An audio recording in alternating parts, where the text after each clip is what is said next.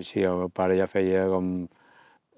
Quan vaig jo començar a anar allà amb ell, doncs ja feia 25 anys o així, o més, que feia matalassos. Però els primers punts que vaig fer de cosir, doncs devia tenir 10 anys. Més aviat devia ser un aprenentatge de que ho cosia, ho tornava a desfer, ho tornava a cosir, ho tornava a desfer. Jo ho veia molt bé i el meu pare ho veia molt malament, però bueno, a base de patacades doncs en vas aprenent.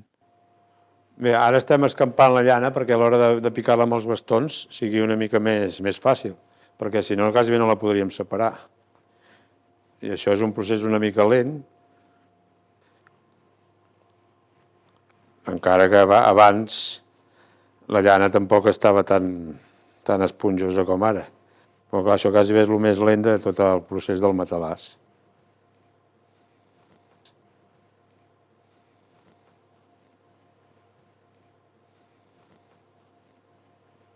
Aquests són els bastons que normalment són de boix o castanyer, que per picar la llana són els millors, perquè de totes maneres aquests de boix hi ha mascle i femella, perquè uns aguanten molt i els altres trenquen de seguida.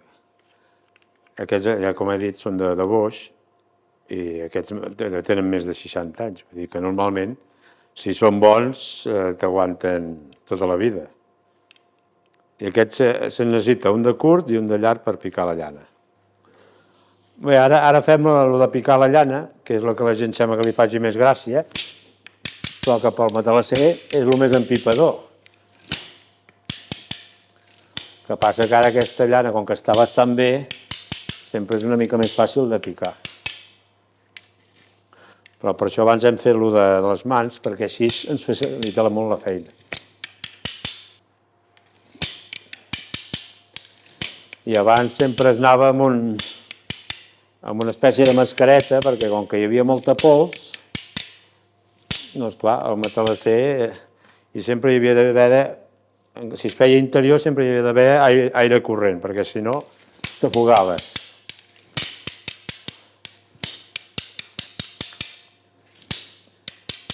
Perquè no faci tanta olor, a vegades hi posen grans de pebre a dins del matalàs, perquè això també a les arnes no els agrada gens, l'olor del pebre, i al final no s'hi fica.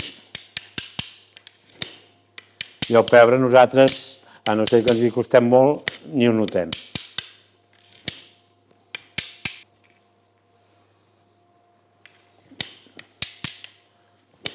Agradar-me m'agrada molt, el que passa que evidentment no té futur, perquè la societat ja ens mana anar cap a uns altres camins i nosaltres som un gra de sorra en una muntanya, no tenim cap possibilitat, de moment.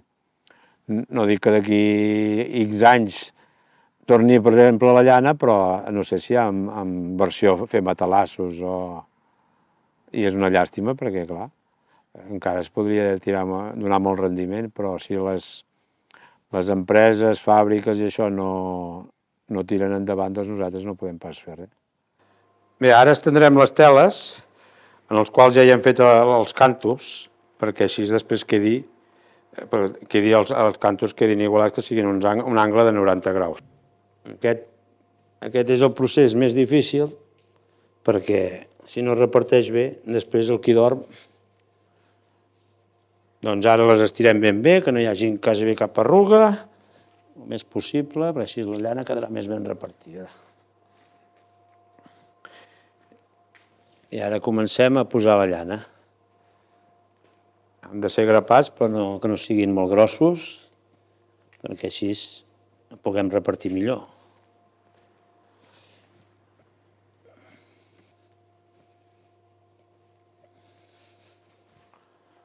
Bueno, jo no, però la majoria de matalassers l'omplen com si fos un sac. Tancat per tres costats i només en deixes una punta per poder posar la llana. I ara anem apretant una mica més amunt perquè així hi vagi quedant més apretada la llana. I per això hi hem de posar com unes 3 capes, que l'altre cantó, si és al costat, només en poses una. L'únic problema i convenient que veu la gent és que el matalàs de llana l'has de fer de tant en quant. Els altres matalassos, si s'espatlla o alguna cosa, doncs el canvies. I això a la gent els hi preocupa molt. I després, el que moltes vegades s'ha dit, que els llits estèticament sempre queden més bé amb els matalassos d'avui dia, això és normal. Ara és quan hem de saber si és per dues persones o per una, perquè ara aquí ho fem com si fos per dues persones. Doncs veu que fem aquí el lloc que se suposa que hi ha el cos de la persona i fem l'altre igual. Perquè aquí hi ha d'anar el doble de llana en un lloc i si ens queda llana, inclús 3 vegades. Bé, ara ja hem acabat de repartir i com podeu veure jo trepitjo aquí al mig que no hi ha d'haver molta llana quan és per dues persones. Si només fos per una persona, després hi posaria més llana al mig. Abans de tancar-lo hi posarem aquests grans de pebre, perquè això li va molt bé perquè les arnes no s'hi agafin i després una cosa que nosaltres no l'olorem mai, així encara que estigui dins el matalàs. Acabem de tirar aquests grans així pel tot al voltant. Doncs ara tancarem el matalàs, posem la tela per sobre i la fixarem amb agulles. Primer omplirem una mica els cantos, que és que si no ens deixa arribar la tela allà baix i també perquè aquí, com que no va cosit, doncs quedi ple. Perquè el lloc que va cosit sempre queda més ple. I aquest el mateix, i aquí fem el mateix, fem una mica així, i ara ja el podem tancar. Doncs ara ho tancarem amb les agulles que hem dit. Primer els cantos, hem de posar aquí.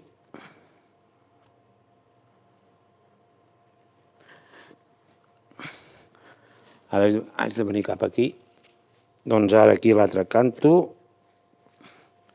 Abans això es feia amb l'agulla i fil, i es lligava, però ara sempre és més pràctic intentar fer-ho amb l'agulla, sempre és una mica més ràpid. Són aquelles agulles de cap, que cada vegada costa més de trobar-ne aquestes de cap, que hi ha les negres que són més bones, però ara com tot es fa, s'anul·la material i ara de seguida se't torcen. I així és ara tot el matalàs. Ara posem l'última i ara ja anirem a posar la veta.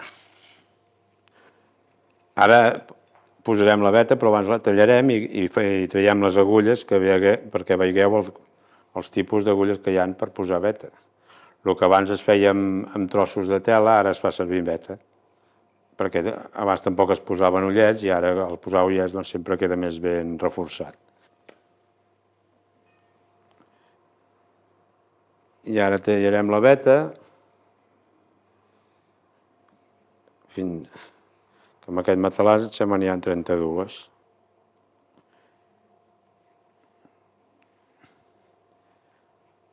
I aquestes vetes es poden fer servir per una altra vegada quan es desfà un matalàs, perquè són vetes bones.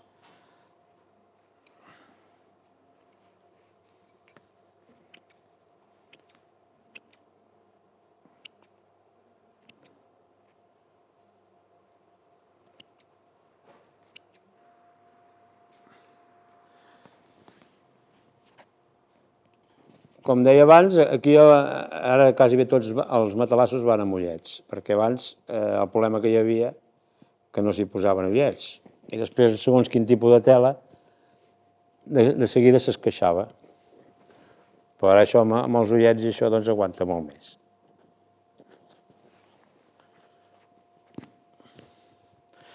Això a vegades passar l'agulla segons el tipus de llana costa més o costa menys. I si és cotó, que a vegades també es fan matalassos de cotó, doncs després ja costa molt. Doncs passa aquí pels ullets.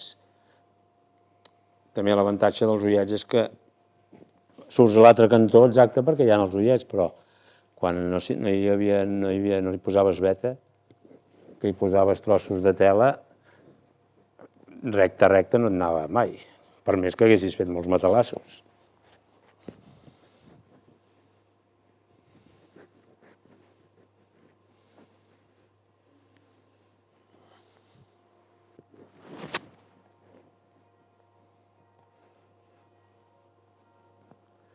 Per exemple, amb aquesta tela, amb aquesta llana, doncs, quan enganxes una mica de llana, costa més de travessar.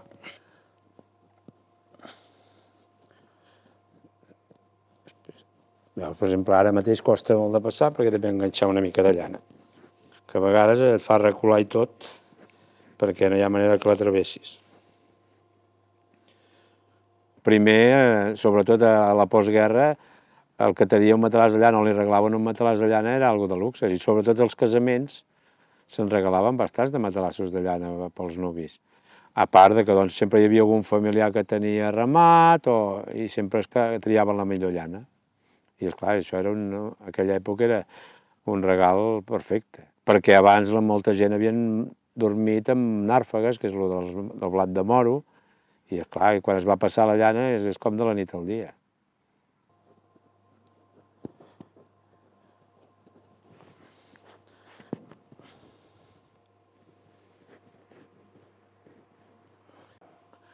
Ara ja hem acabat de posar les vetes. Aquí hi ha una cosa molt curiosa, que a la resta d'Espanya abans no es posaven mai vetes, només a Catalunya i a algun lloc d'Extremadura. Però perquè la gent feia com si fos un niu, que cada dia, quan s'aixecava, l'aplanava amb les mans, i aquí, doncs, no sé què va ser la idea, doncs es va començar a posar la veta perquè la llana no es mogui.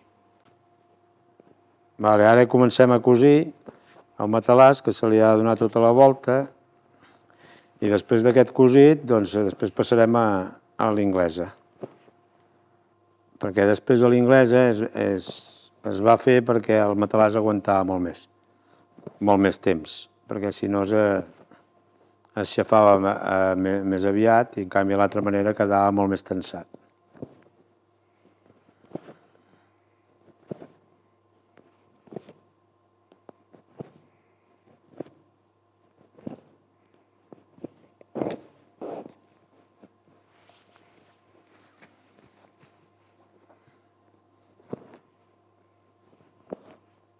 Sempre hi ha hagut l'opció que en una temporada hi va haver molt rendiment, que era fer un matalàs greco. Un matalàs greco era un matalàs que posaves llana a sota, una espuma de 6 o 7 centímetres al mig i llana a sobre. I era un matalàs que et quedava molt compacte, que com si fos quasi bé el que avui dia en diríem un viscoelàstic o un matalàs de molles, fortot. I clar, aquest ni es deforma tan ràpid, és a dir, t'aguanta molt més. El problema és el de sempre, que cada 4 o 5 anys s'hauria de tornar a fer. Aquest tipus de cosit normalment no es fa gaire a part dels matalassos. Sigui per afegir una roba o sigui qualsevol cosa, normalment no es fa servir. Ara, també depèn molt de la tela que és, perquè hi ha la tela que encara ja n'hi ha poca, 100% cotó, aquesta és la millor de totes. Però ara, com que s'hi van posant fibres, després, a vegades quan fas un punt, se't fa un forat quasi bé, perquè són molt senzilles.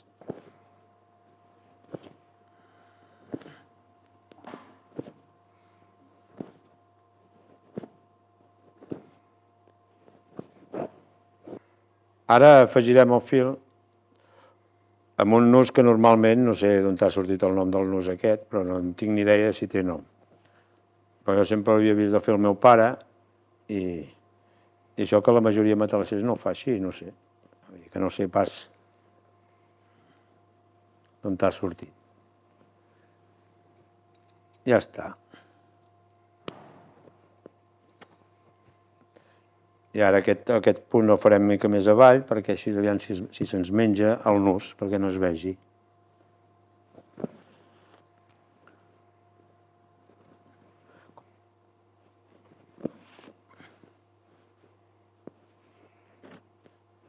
Bueno, hem aconseguit més o menys amagar-lo. Hem hagut de baixar una mica la tela, però bueno.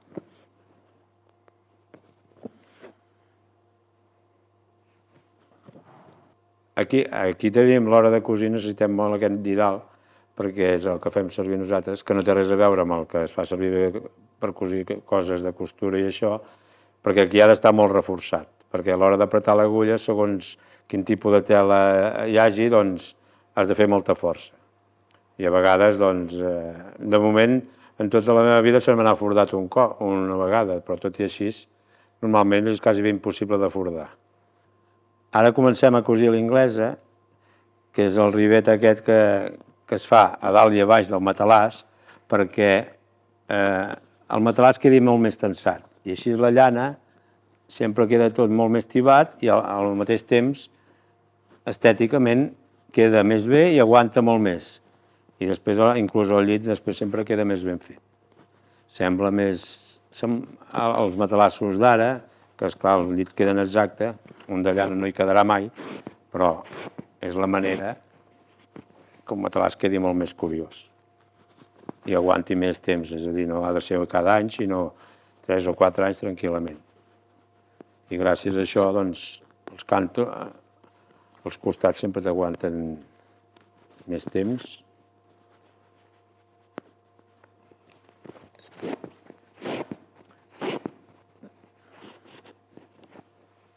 Ara farem la cantonada i ara li donarem la volta. Però normalment sempre ho solo fer amb més punts perquè costa menys de fer. Ara que el resultat al final sempre és el mateix.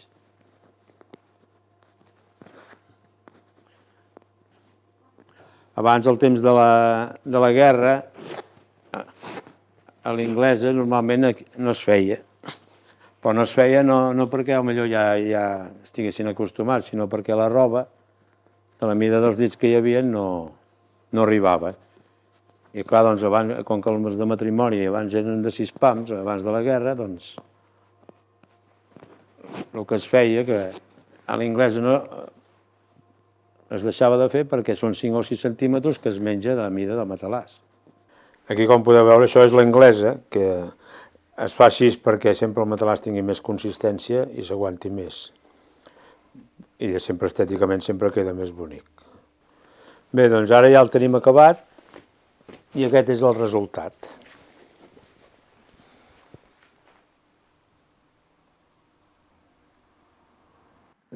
Ja veus cap on va, vull dir que a vegades algun cop m'havien dit, no, si agafes algú per ensenyar-li i què en traurem? Clar, és que si és una cosa que ja va de capa caiguda, en aquest sentit, si la societat no canvia, no es pot anar a agafar algú per dir, oita, ara t'ensenyaré aquesta feina que no té futur. Doncs això és trist dir-ho, però és així.